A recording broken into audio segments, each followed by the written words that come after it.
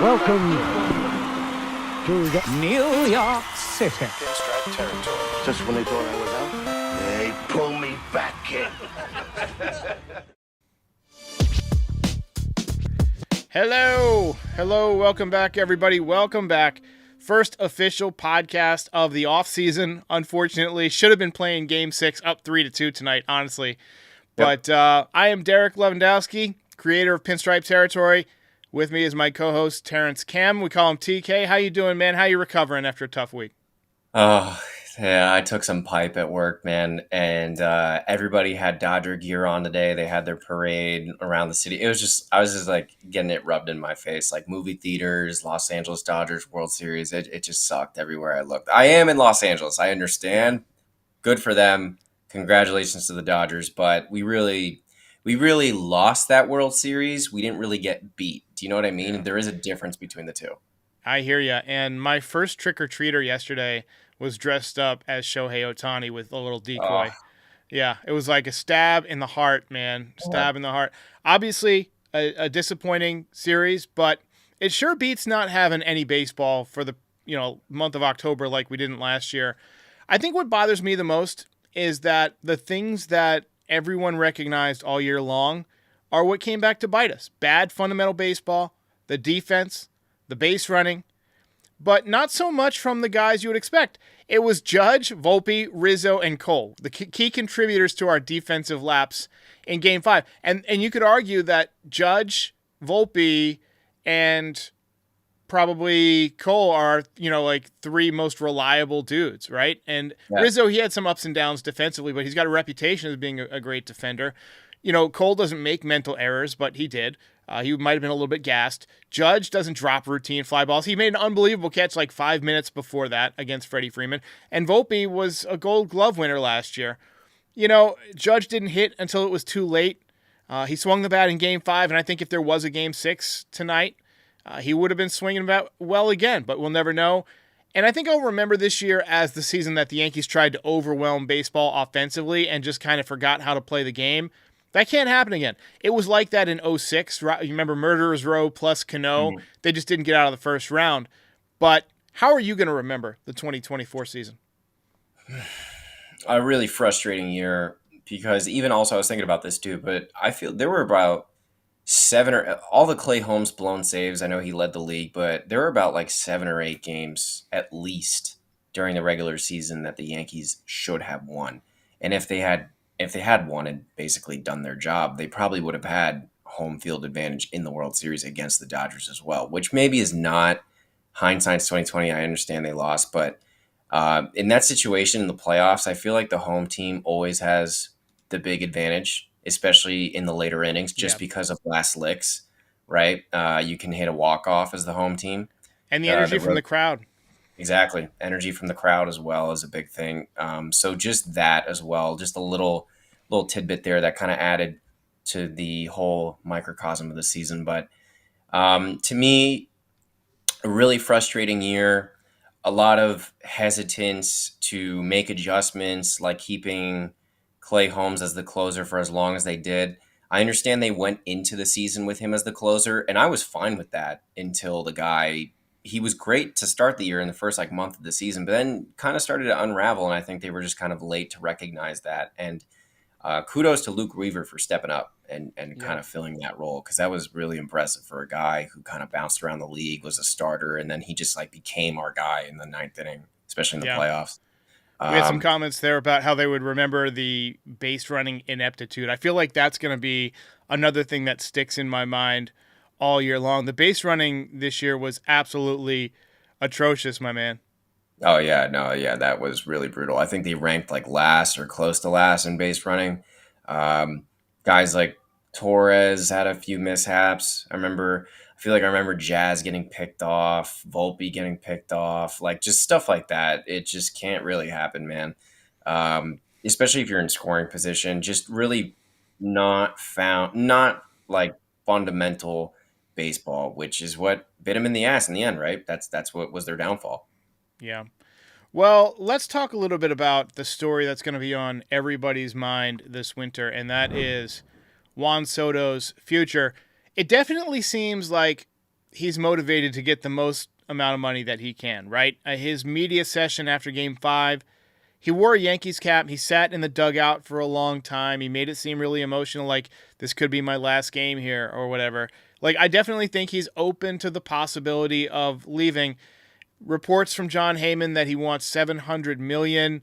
I mean, you look at the numbers there, 288 on the year, 419 on base percentage, 41 home runs, 109 RBIs. We talked a lot about Steve Cohen and the Mets, but there's some other teams out there that I think have the money to spend and are willing to spend it. The San Francisco Giants, they want to compete with the Dodgers. They know they have to spend to do it. They almost signed Arson Judge.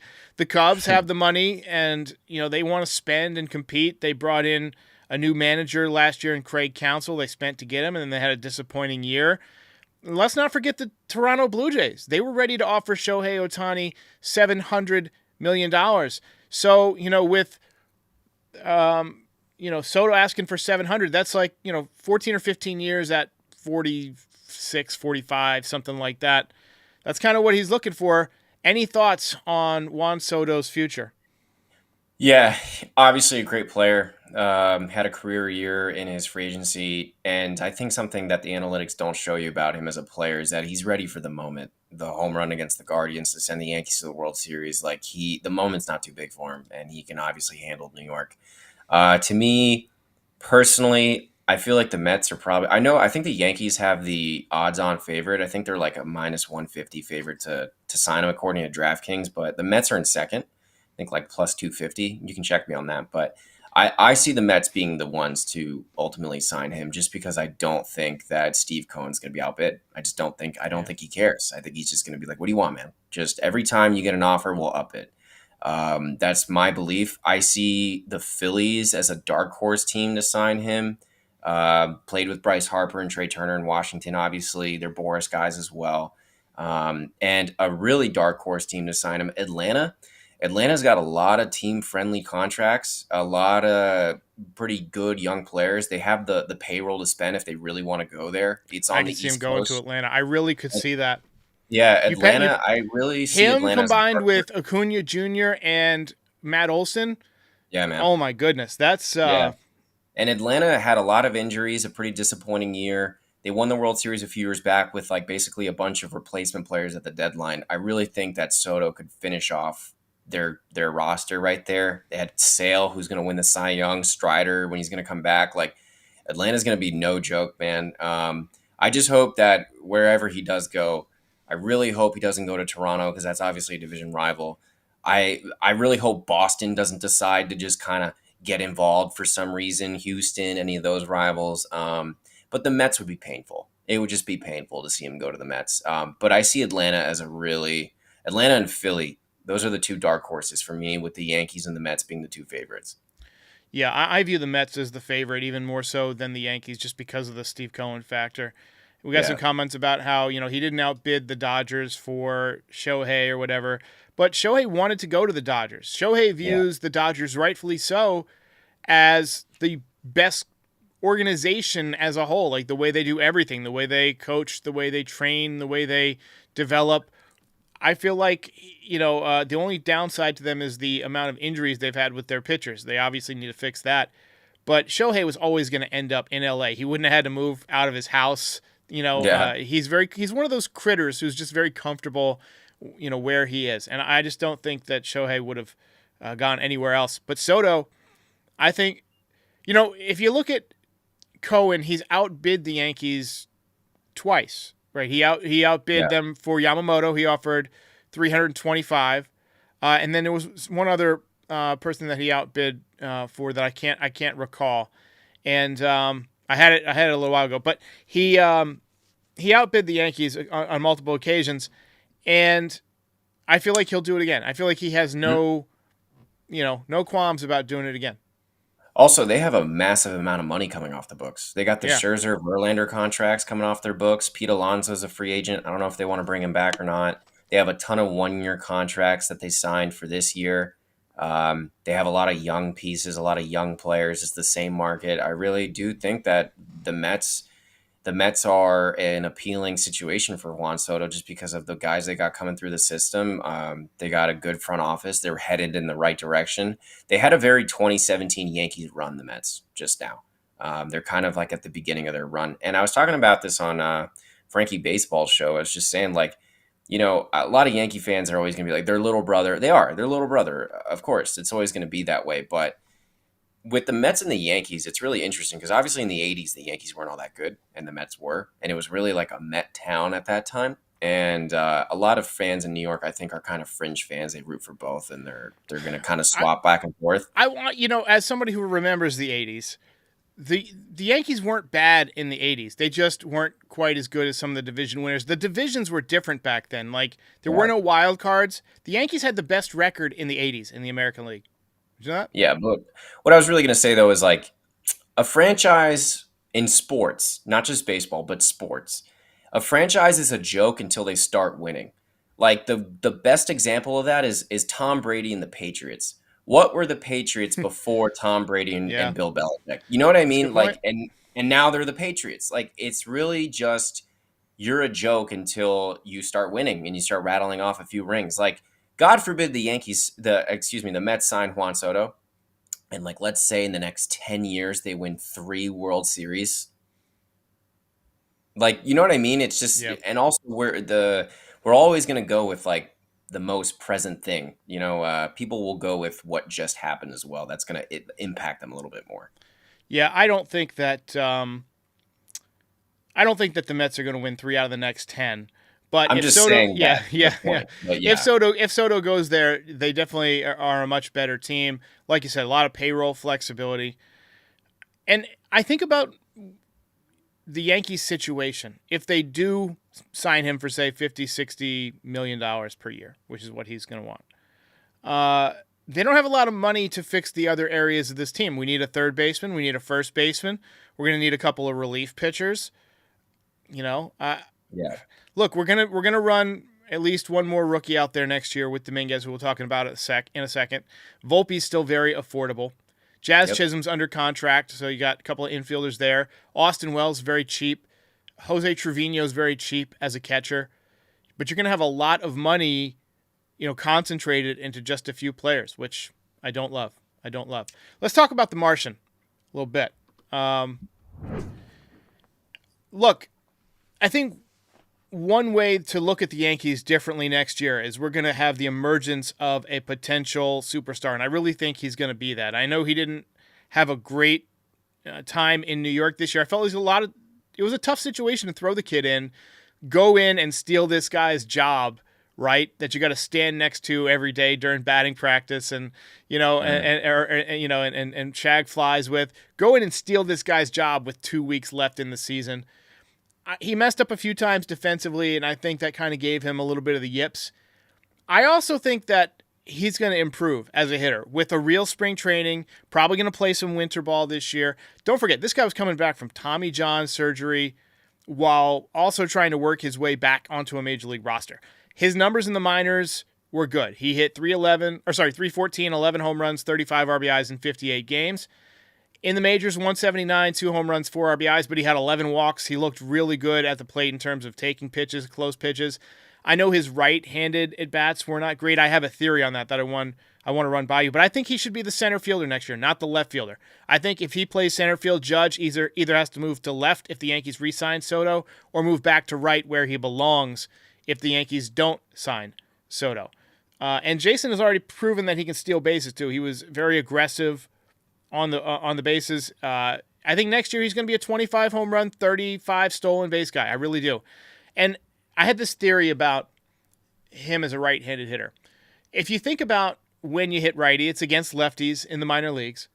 And coming up through the minor leagues, if you're a lefty who's good and who can throw strikes, you're going to be at either the high end of the minor leagues, or you're going to get called up. You don't see a lot of good lefties with command in the minor leagues because everybody needs them.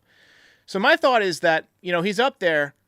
You're seeing less lefties, first of all. And the ones you do see probably have erratic command or whatever. I think getting more consistent strikes will help him be a better hitter at the major league level right-handed because he has such mastery of the strike zone. That's kind of my personal pet theory. I think he will take a jump right-handed next year. But how do you feel about 25 home runs, 35 stolen bases?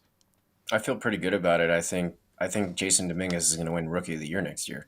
I think it's like he's probably the odds-on favorite, I think, to win Rookie of the Year next year, according to, if you go look at the books in Vegas. I don't really know what other American League rookies are going to be like sparkly coming into next season, but yeah, I definitely am in lockstep. Put him in center.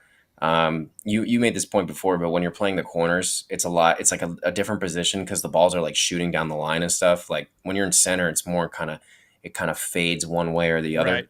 It doesn't hook as hard, right? No, Because you're generally squaring it up to hit it to the middle part of the field. You're not dealing with the angles with the corners as well. The field, the ball can kind of jump in some ways. So definitely in center. Obviously, if they bring back Soto, you put Judge in left. If not, you stick Judge back and right. That's the way the outfield should go. And then I guess they can address the other outfield spot. I'm not really sure how they'll do that. We can get into that later. But yeah, I think he's going to have a great season. I think that he needs at-bats. He needs reps. He needs a lot of looks at the major league level. I think he'll probably struggle the first month or so, probably in spring training as well. But I really, really want to see the Yankees give him the Volpe treatment. Stick with him. Just stick with him. Just keep riding. I actually think he's going to come out of the gate hot next year. I really do. I think he's got something to prove. I think just knowing that he's probably going to have a job in spring training will make it, a little bit easier on him. I mean, the Yankees aren't going to sign, other outfit. They're going to give him a shot, right? The fans want to see him. He's their top prospect. He's ready. Switch hitter, power, speed, very marketable. He had the Players Tribune article the day he got called up. He's going to be around. He's going to be in the Yankees starting outfield next year, whether it's in left field or whether it's in center field. But it would not shock me if he got off to a start like gangbusters, just feeling comfortable. The weight will be lifted that he felt this year, like entering independent race, trying to steal a guy's job. I got to hit right now or else I'm not going to be on that playoff roster. I just felt like he was pressing a little bit, also coming back from the injury. But yeah, I think he's, I did hear CC Sabathia say something once where when you're in spring training trying to make a team, it's a whole different mentality from when you're already on the team. Let's say you're Aaron Judge, you're making $40 million and you're a superstar. Because when you're in spring training in that mindset, you're just getting ready for the season. Like you're just focusing on how your body feels, your mechanics. You're not really like focusing on I'm trying to beat a guy out for a job, and it's a totally different approach. It's a lot more relaxed, obviously. So maybe he does come out hot just for that reason. But yeah, you got to have him on the team to massage the payroll as well. He's a cheap asset. And I think the first thing the Yankees do to show him, like, hey man, like we believe in you, have a different number hanging in his locker when he walks better than 89. No, you know what I mean? Unless he likes 89, I don't really think he does. He likes he to wore wear number 12. I think Trent Grisham wears 12, right? But he's going to be on the team next year, so. Right, give Trent Grisham 14. That's what Jahmai Jones's number was. But I don't know, I'm saying like with the Yankees, it sounds so silly, but it's so true. It is a little bit of a symbolic kind of thing because the Yankees franchise, like the numbers are such a limited entity there. So like let him walk into spring training with a different number, with a good number. And it's like a subtle kind of, hey, we believe in you. It's a nod. Yeah, I agree. Yeah. All right, let's talk about the offseason here. We got a question first before we get to this. Alex says, do you guys think there's any chance at all that the Yankees will land Roki Sasaki? I mean, I think there's a chance. I was watching a Baseball America podcast last week where they don't think he's even going to come over this winter. And if he does, if he does, it would probably be to the Dodgers. But I don't remember what the consensus was, but I think that he's probably going to stay one more year. So don't be shocked if he stays in Japan. But let's talk about other potential free agents. So obviously there's Juan Soto. There's Alex Bregman. There's Anthony Santander. He had 44 home runs but only hit 235. You got Corbin Burns and Blake Snell, two ace-level pitchers.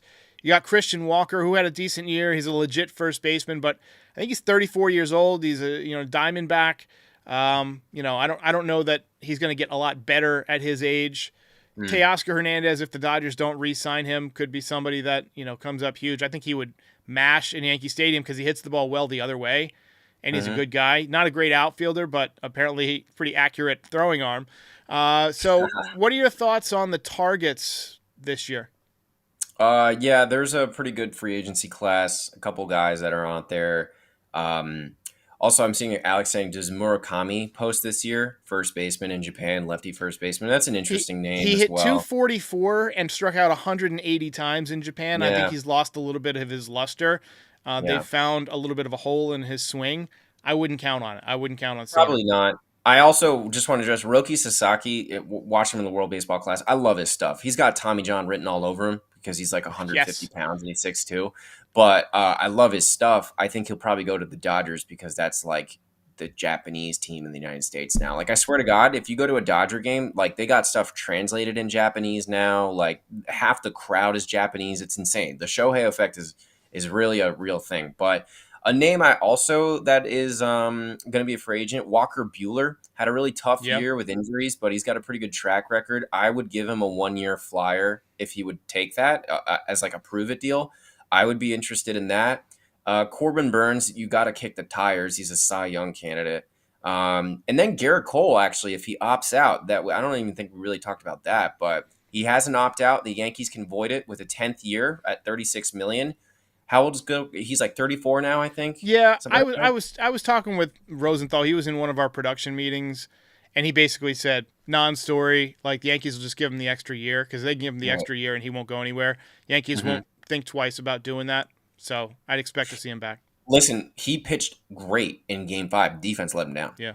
His Yep. stuff looked good. Like the thing about Garrett Cole is he's not going to sit 98, 99 anymore, but it's there. It's there when he wants it, and when he's fired up, he'll get it. And he's a reliable. Other than this year, he's been very reliable. He's made all of his starts. I think he probably is motivated to try to be as healthy as he can coming into the season. I think they'll just add the 10th year, and Garrett Cole's there. Yeah, I agree. The much bigger issue, like contract wise, on the Yankees is DJ LeMahieu, but I don't know. Yeah. We can But talk about that. Let's yeah, talk about that because the Yankees owe him 2 years and $30 million. He yeah, obviously did not have a good year. He has not been healthy in a while. The feet keep giving him problems. He had no thump. I don't know that he makes it out of spring training next year. I could see the Yankees paying him to go away. It would be a lot of money, obviously, but I could see it happening. Also, we got to talk about trades. I mean, there's always trades every winter. They come yeah. from out of nowhere sometimes. Is there a third baseman out there? Is there a first baseman out there? I like Nathaniel Lowe. I think he would be a perfect fit. He's with the Rangers. He's got to be due to get paid soon. He would be a perfect fit. I don't know if the Yankees would do it. Third base, I don't really know who's out there, who's available, other than Bregman as a free agent. Well, this was a name that was floated around the trade deadline. The team that he's on said no, but I do think that it's worth revisiting if they're interested. But Ryan McMahon on the Colorado Rockies. I don't know if the Rockies would be motivated to move him, but obviously, if you give them enough, they'll move him. He's got a pretty nice contract, about like $12 million a year. Good player, plays both third and first, so corners there, lefty bat. I definitely would call. You can always call. There's no harm in calling. The Rockies don't seem that motivated to do it, but like, come on, guys, like, where are we going? The Colorado Rockies, where are we going? They have no direction. I don't see why you would hold on to that player and not just get young assets back. But that would be somebody I kick the tires on for sure. I mean, I just like to go through other teams and kind of take a look at, who could be out there that could be moved. I mean, I look at Pittsburgh and I see Ke'Bryan Hayes, son of Charlie Hayes, former Yankee, third baseman, did not have a good year, but he's always been like a top prospect. I can see the Yankees doing something like that, bringing in a guy who doesn't have great stats, but maybe, they see something in the metrics. He's got kind of this high upside. I could see that. And fans would be kind of like, eh. But then you sign Juan Soto and everybody forgets about it, and then you go to spring training. It's like, oh yeah, they signed Ke'Bryan Hayes. That type of thing. I don't know that there's a lot of moves out there to be made. I just think that you got to kind of spend your way or develop your way out of this, right? Yeah. If Ben Rice can become a stud like he was offensively in the minor leagues, that helps out at first base, but he's still not a great defender over there. Hopefully he'll get better. Wouldn't hurt him to play a little bit of winter ball maybe this year. I still think he's got that Greg Bird-like swing before Greg Bird got hurt. Jazz Chisholm, I want him at second base. I don't think Gleyber Torres is coming back. We've talked about that. I think he'll probably end up somewhere like Seattle that has a big outfield, and he'll hit 280, 290. The power will dip, but he'll be awesome there, kind of out of the spotlight, maybe help them get over the top offensively. But I can't see the Yankees giving him a big contract. You got Jazz, natural second baseman. I can also see them putting Jazz back in the outfield if you lose somebody, maybe in left field or whatever. I don't know. They'd probably just leave him in third base if you don't move him to second. But I'd much rather put him at second, to be honest. Yeah, I agree with you 100%. Susan Waldman was on Foul Territory today, and she was talking about how many guys the Yankees had out of position. She's like, you got a right fielder playing center field. You got a second baseman playing third base. You got guys playing first base in the playoffs for the first time in their career. It's like, where's the development?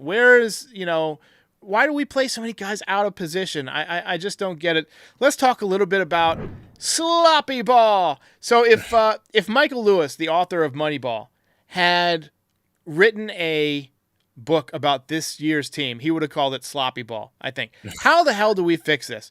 Do we bring in some old school guys like Showalter to be a bench coach? You got to have somebody there who knows and remembers how to play baseball and more importantly, how to train baseball. I feel like a lot of the guys that the Yankees have, the quote in the paper was perfect yesterday, talent over fundamentals. We don't have a lot of baseball players. We got a lot of guys who can really fucking hit. I don't know how you fix this aside from new manager, new coaching staff. They're bringing back Boone. I mean, they're going to pick up his option. Yep. I don't know how you fix it without, just serious coaching improvements. Yeah, I think I was talking to my dad about this, but that to me is a culture issue in the clubhouse. I was talking about this on Frankie Baseball, how like the Yankees have kind of like lost their mystique a little bit, in that they're kind of just one of 30 now, I think, especially since they've struggled to get over the top the last 15 years, obviously World Series appearance. But I think the way you fix that, I like the Buck Showalter as a bench coach. I really do. I think they are definitely bringing back Boone, and if they got rid of Boone, they'd get Boone 2.0, like they just would. So I don't really think Boone is anything other than a guy who just executes what the front office wants, and he's a player's coach, and the players like him. That's it, bottom line. So I think they would just replace him with a Boone clone if they got rid of him. It would really just be an optics thing. But Buck Showalter as a bench coach is interesting. I think a guy like Ron Washington, who's unfortunately managing the Angels right now, I like this Willie Randolph suggestion. I like that. But he's pretty old. I don't know if he wants to travel. Like, once a guy gets to be that old, a lot of times they don't want to travel. You have to pee a lot. I mean, who wants to travel all over the country and be on planes? I think a really good optic, like the fans would love it. Jorge Posada as the bench coach. Like, you need a guy like that. Luis Rojas, I don't want him to be the third base coach anymore. Ron Washington did it for a couple teams. I would have loved him as the third base coach in New York. But Jorge Posada, Buck Showalter, I think a bench coach being like the old school guy to kind of hold guys accountable, like you can't do that, the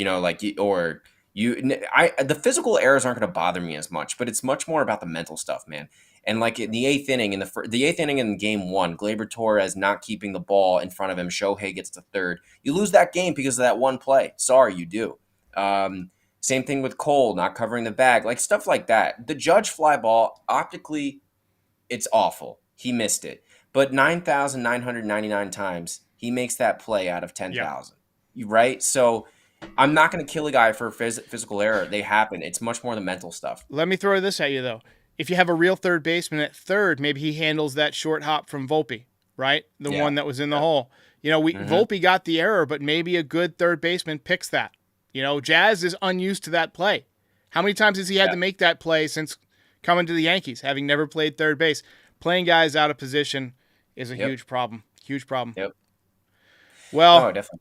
It's going to be an interesting winter. We'll see how everything shakes out. I think the bidding war for Soto could be dangerous because if it goes into January or February, Scott Boras clients like to take forever. Then, like you said before we got started, it could affect like the musical chairs, right? Guys could come off the board. So the Yankees have to plan like they're not getting Soto. They have to continue to construct the team in a way that would maybe incentivize him to come back and take another run at it with them. Go out and get some guys, right? Go out and get a third baseman. Go out and get a first baseman. And be ready. And then if you can sign Soto, great. If Soto walks, at least you still got Judge for right, and you got Dominguez in center. You still got Trent Grisham on the field. He could play center, and Dominguez can play left. And then you just need to call up somebody to be a fourth outfielder. Obviously, it would suck. The lineup would not be as good. But, hopefully you can improve it in other areas. The Yankees had no power out of first base this year. None. Yeah.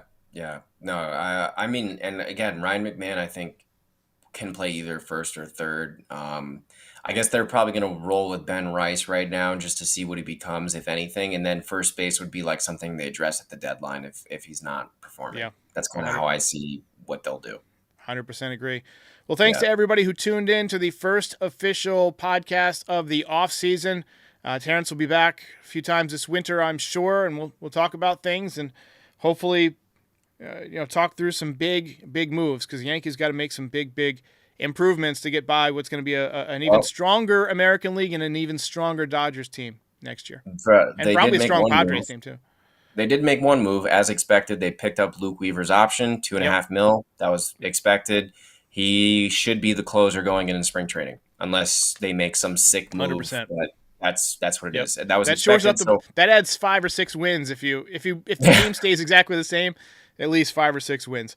All right, ladies and gentlemen, we'll see you next time. See ya.